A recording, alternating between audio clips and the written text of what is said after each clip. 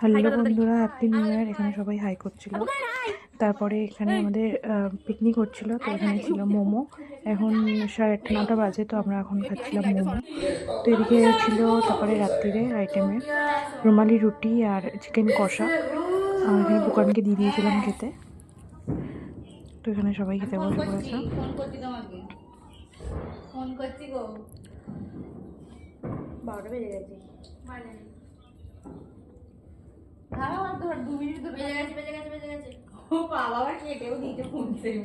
Happy new year, happy new year, সবাই happy new year. ওই ওইটা ফোনে happy new year, happy new year, happy new year.